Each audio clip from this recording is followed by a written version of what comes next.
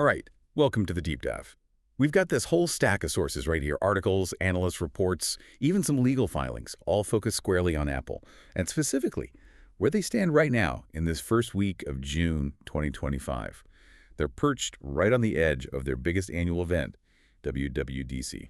Yeah, this week isn't just another week for Apple. It's really defined by intense anticipation for that developer conference, big strategic moves happening quietly in their services division, a critical, almost urgent imperative around artificial intelligence, and all of this while they're navigating a frankly complex legal and regulatory environment.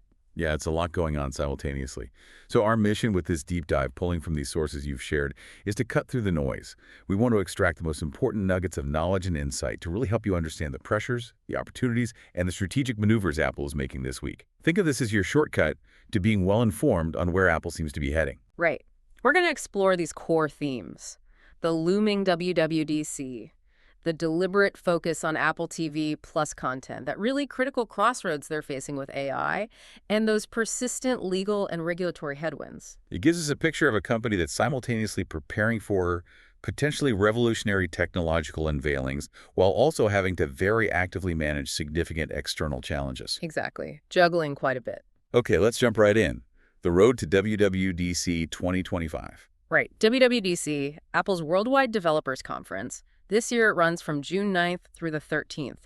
It's always their cornerstone event to show off the future direction of their software platforms, and sometimes, they drop hints about future hardware there too. And the main event is the keynote. Yep, June 9th, 10:00 a.m. Pacific time, and you'll be able to watch it live, of course. And based on the chatter from analysts, it's going to be packed. Mark Gurman, who's a well-known and often accurate reporter on Apple, suggests via one of our sources that Apple is prepping at least 25 distinct upgrades and updates across all their software systems. 25. That tells you how much they're planning to cram into that keynote. It really does. And what's particularly fascinating and potentially a huge deal is the rumored central theme for a major OS overhaul, codenamed Solarium. Solarium. Sounds airy, maybe bright? Think more frosted glass.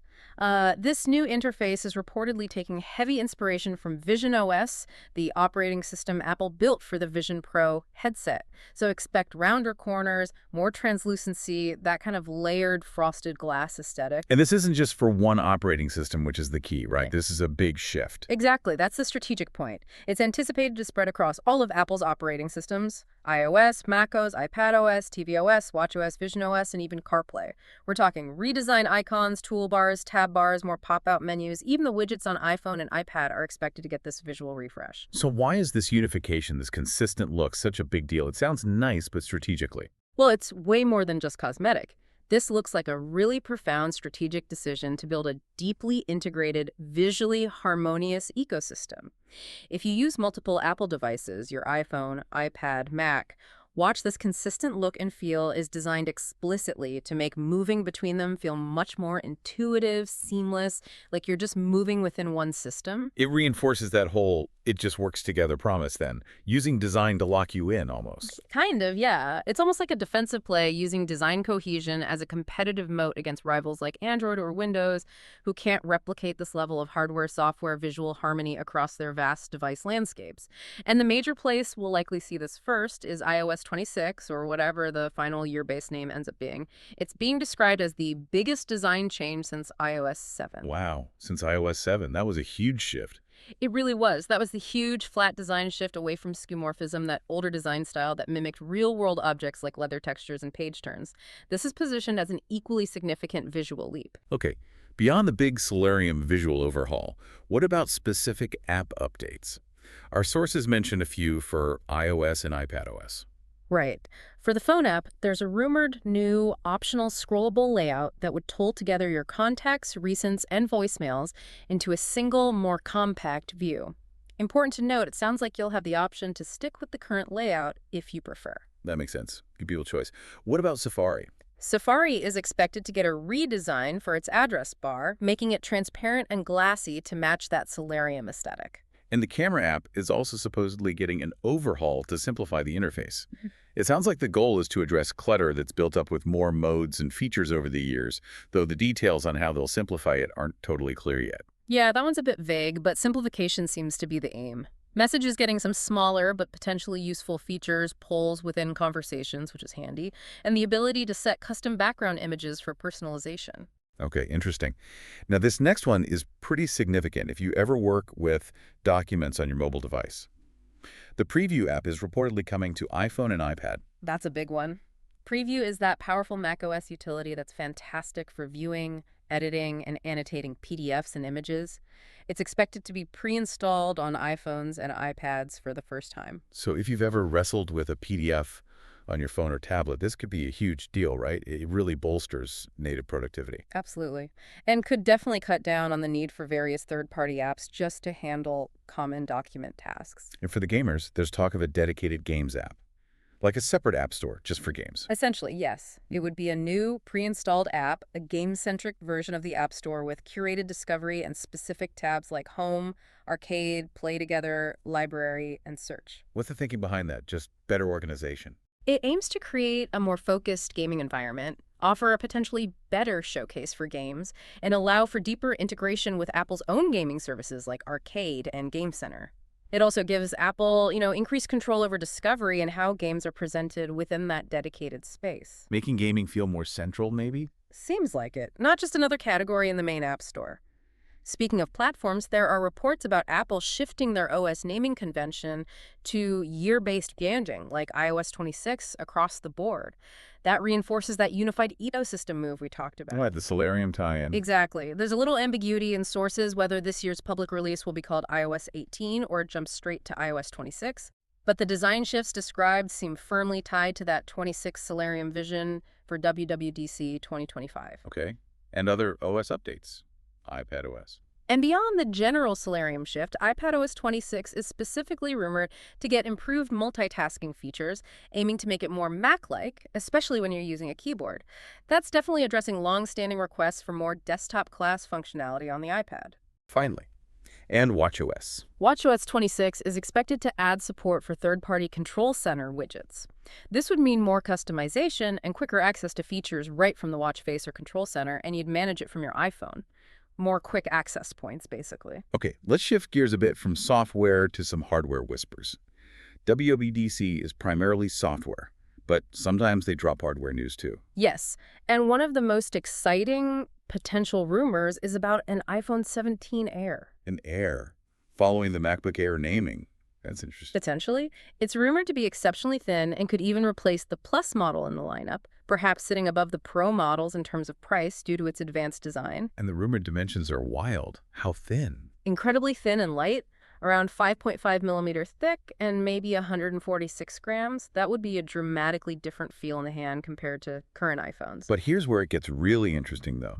The most striking rumor is that this iPhone 17 Air might be a fully wireless device. Yes, supposedly no USB-C port at all, relying entirely on wireless for charging and data transfer. Wow.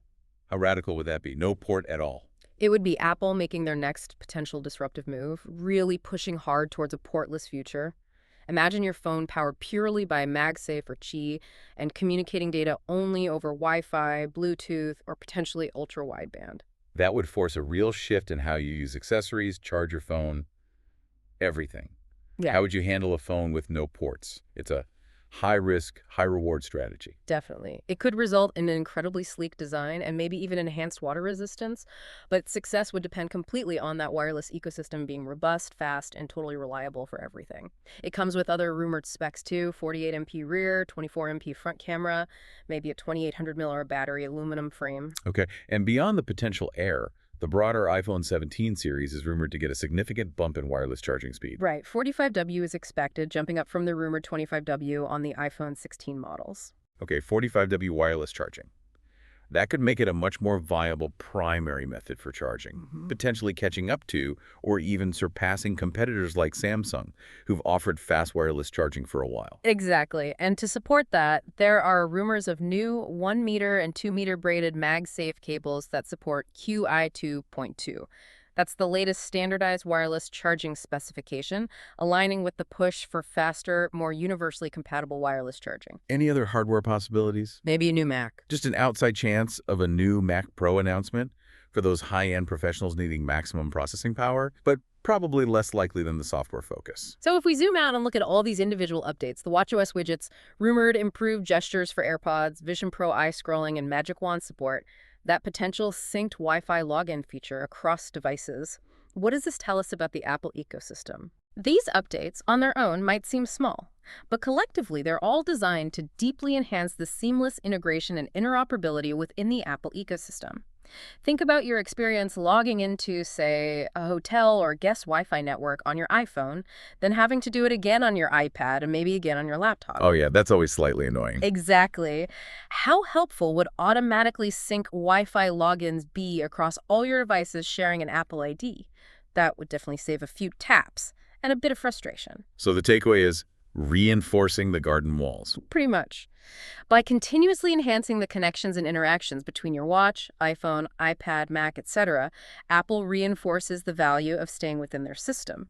It strengthens user loyalty and arguably creates more friction or barriers if you consider switching platforms. Makes the perceived cost of leaving higher. Precisely, both financially and in terms of convenience and workflow disruption. Okay, moving to what feels like the absolute dominant theme expected for WWDC, artificial intelligence, or Apple Intelligence, as it's expected to be formally unveiled. Yes, AI is anticipated to be front and center, with the formal introduction of how Apple Intelligence will be integrated across their platforms.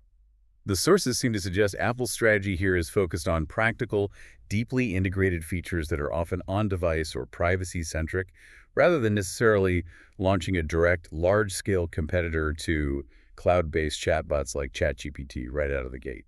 That seems right. They are definitely expected to announce improvements to Siri as part of these new AI capabilities. However, and this is crucial, some sources explicitly note that a completely revamped Siri 2.0 with groundbreaking conversational abilities that fundamentally changes how you talk to Siri like a chatbot is not expected at this WWDC and is still some time away. Okay, that's a bit of a nuance. So Siri gets smarter using the AI, but isn't becoming a whole new conversational AI itself. Right. It suggests a cautious, maybe iterative approach to reinventing Siri's core conversational AI, perhaps prioritizing building broader platform-wide AI capabilities that specific apps, including Siri, can leverage first. It's more about integrating AI capabilities into Siri for specific tasks rather than reinventing the assistant's entire persona. What are some of the specific AI features being rumored then? Live, AI-powered translation for phone calls and text messages, deeply integrated into the native apps. That could be genuinely transformative for global communication if you need that. There's also a fun creative feature rumored called Genmoji, which would let you use generative AI to combine existing emojis to create new ones. Genmoji. That sounds like a very Apple-esque application of generative AI, practical and creative, maybe a bit playful. Definitely fits their style. Also, tighter integration with the Shortcuts app, allowing Apple Intelligence to help users create and automate quick actions more easily. And generally, enhanced AI functions that work better and more intuitively across different Apple devices. Will developers get access to this Apple Intelligence? That seems key.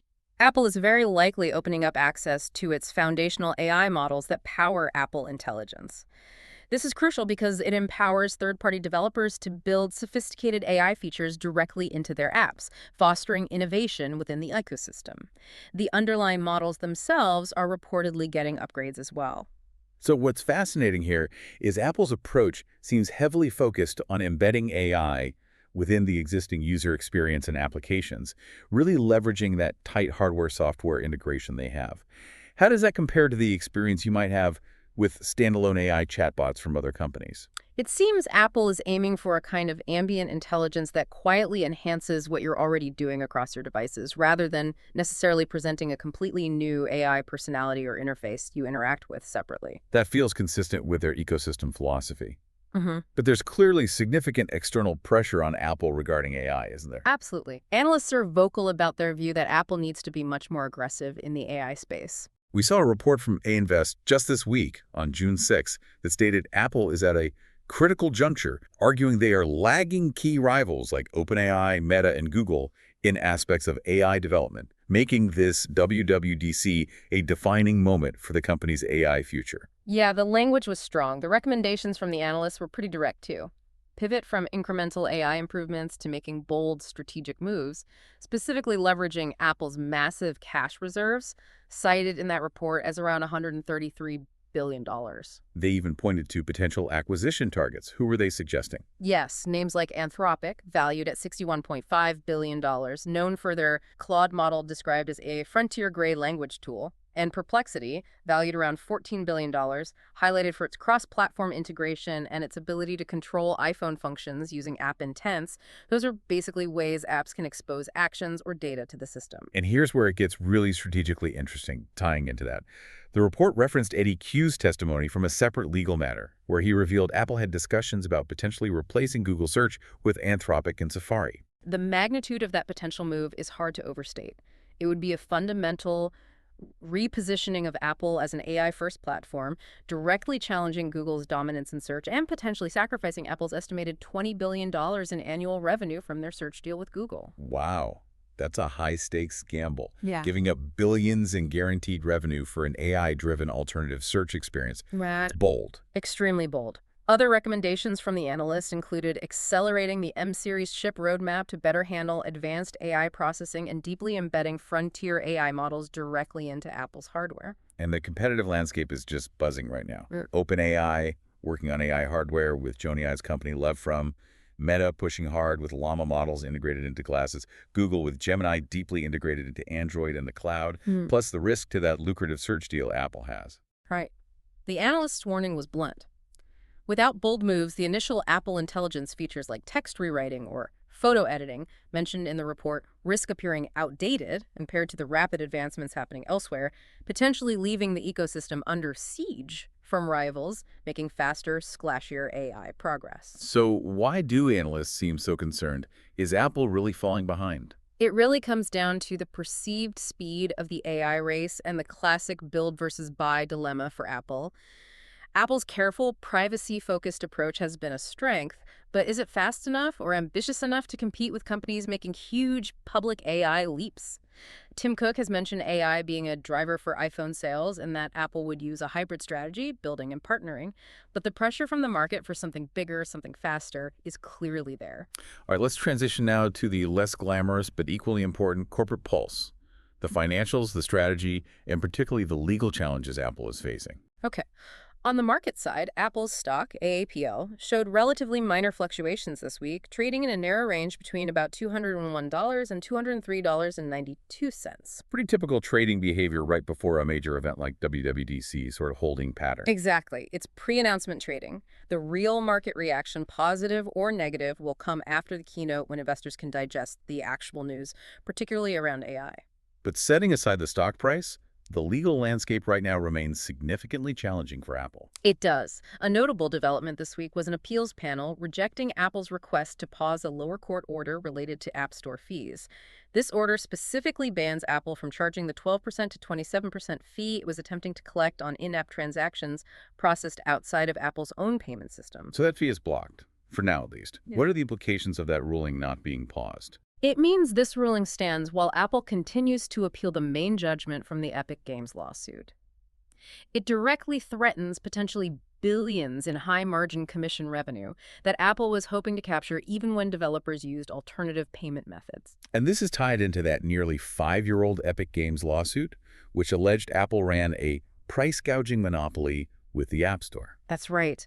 Our source even mentions a stern rebuke and recommendation for a potential perjury investigation against an Apple executive from Judge Gonzalez-Rogers in a related aspect of that case, highlighting the contentious nature of this legal battle. What's Apple's official response to the fee block? They expressed disappointment with the denial, stating their intention to appeal the ruling itself. They maintain that the App Store is an incredible opportunity for developers and a safe and trusted experience for users, suggesting the fee is necessary to maintain that. If we connect this to the bigger picture, this ruling represents a significant erosion of Apple's long-held control over App Store monetization, doesn't it? Absolutely. It's a major challenge to that walled garden model. Apple's attempt to charge a fee on external payments was seen by many as trying to circumvent the original ruling that forced them to allow those external links in the first place. This kind of pressure from litigation and regulation could really force Apple to rethink its relationship with developers and how it structures its services revenue model in the future. Another legal development this week involves a long-running Siri privacy settlement. What's happening there? Yes, the process has officially opened for a $95 million settlement in a class action lawsuit, Lopez et al. V. Apple Inc., which was originally filed back in 2019. And what were the core allegations in that case? Why the lawsuit? The lawsuit alleged that Siri improperly recorded user conversations without their full consent, including instances of accidental activations, and that this data was potentially used for targeted advertising. Okay. And how does the settlement work? Who can claim? It covers individuals who owned a Siri-enabled device anytime between September 17, 2014 and December 31, 2024. If you can attest under oath that your device accidentally activated Siri and recorded you during private conversations during that period, you could be eligible. You can claim for up to 5 devices at $20 each, with a maximum payout of $100 per person. The deadline to file a claim is July 2, 2025. And payments come after that. Payments are expected after a final approval hearing around August 1st, 2025. What's Apple's position on this settlement? Are they admitting fault? No, Apple denies any wrongdoing in the case. They maintain their focus on user privacy and state that user data collected via Siri was not sold or used for marketing purposes. They settled, they say, to avoid the cost and distraction of lengthy litigation, and that they addressed the underlying technical issue back in 2019. Does this settlement, even with Apple denying fault, highlight a potential challenge as they lean more heavily into AI? How does this affect your perception? It absolutely raises an important point. As Apple pushes deeper into Apple Intelligence, which will inherently involve processing potentially large amounts of user data, whether on-device or in the cloud, this settlement serves as a reminder of user sensitivity around privacy and accidental data collection. It puts pressure on Apple to be exceptionally transparent about how their AI works and implement robust privacy safeguards, perhaps even more so than competitors, because this history exists. Right. Trust is crucial, especially with AI. Finally, on the corporate front, we saw reminders this week about the impact of tariffs and Apple's ongoing supply chain diversification. Right. Getting context from their Q2 2025 earnings, Apple expected new U.S. tariffs to hit their finances by at least $900 million in the third quarter of 2025 alone, with continued uncertainty beyond June depending on potential tariff extensions. And this tariff landscape is a major driver behind a massive strategic shift Apple is undertaking, correct? Moving production. Completely. Apple is actively and significantly reconfiguring its global supply chains to mitigate these tariff and broader geopolitical risks associated with concentrating manufacturing in one region, mainly China, historically. What's the plan they've laid out? Where are things moving? The stated intention is for most U.S.-sold iPhones to eventually come from India, and almost all iPad, Mac, Apple Watch, and AirPods sold in the U.S. market to come from Vietnam. The driving force there is favorable tariff regimes in those countries compared to China. And they're also emphasizing investment back in the U.S., aren't they? Yes, they have a stated $500 billion commitment in the U.S., which includes sourcing chips from Arizona, display glass from a U.S. company, and building data centers and servers in Texas. So what does this massive supply chain shift ultimately mean for Apple? It sounds complex. It's absolutely crucial for de-risking their operation away from over-reliance on China, which makes strategic sense given the geopolitical climate. But it introduces enormous new complexities, replicating the manufacturing scale, logistical efficiency, and quality control they had in China elsewhere is a monumental, costly, and multi-year undertaking. It could potentially impact production costs or how quickly they can ramp up new products in the medium term. It reflects a broader trend too, right? Definitely. Many major companies are trying to diversify their manufacturing footprint for similar reasons. Okay, shifting gears entirely now, let's touch on the services division, specifically Apple TV Plus Kettle. Our sources highlighted quite a bit of activity from them this week. Seems busy over there too. Yes, it shows they maintain a robust content cadence and marketing push, even with the massive tech event looming. It really underlines the strategic importance of that services division to Apple's overall business. They keep the buzz going. We saw trailer debuts, like the one on June 8th for the film The Lost Bus, that's got Matthew McConaughey and America Ferrera, directed by Paul Greengrass. Sounds like a big one. Yeah, based on a book about a wildfire. It's getting a theatrical run before landing on TV Plus in the fall. Also, a trailer drop on June 5th for the documentary series The Wild Ones, a 6-part adventure following wildlife experts protecting endangered species, coming to TV Plus on July 11th, 2025. And there was a big world premiere event in New York City on June 4th for the film Echo Valley, a thriller starring Julianne Moore and Sydney Sweeney. That premieres on TV Plus on June 13th, 2025. Right. And on June 3rd, they gave us a first look at season 5 of the acclaimed drama Slow Horses with Gary Oldman. This season is based on the book London Rules and involves a plot centered around the tech nerd Roddy Ho's girlfriend. Nick Mohammed, who plays Roddy Ho, is even guest starring.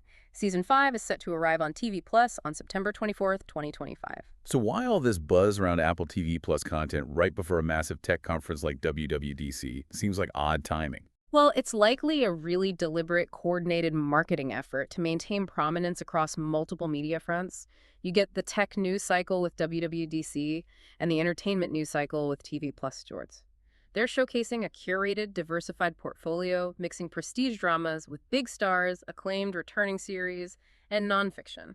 Aimed at driving subscriptions and prestige. Exactly. It's aimed at both broad audience appeal and critical prestige, driving subscriber retention and making that services layer a stickier part of the walled garden.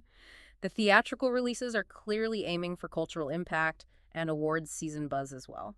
It reinforces the idea that Apple is a multifaceted company, innovating and competing across entertainment as much as technology. Precisely. Keep the brand visible everywhere. So let's bring this all together. What's the overall picture from this deep dive into Apple's busy week leading up to WWDC? What we see is a company poised on the edge of potentially significant transformations. You've got the Solarium UI overhaul, the deep integration of Apple Intelligence. These are exciting, innovation-driven shifts they're preparing to unveil. But simultaneously, they are very actively having to manage substantial external pressures we talked about. Absolutely. Legal challenges that are directly threatening their core App Store business model, ongoing regulatory scrutiny globally, and the immense complex task of reconfiguring their global supply chain.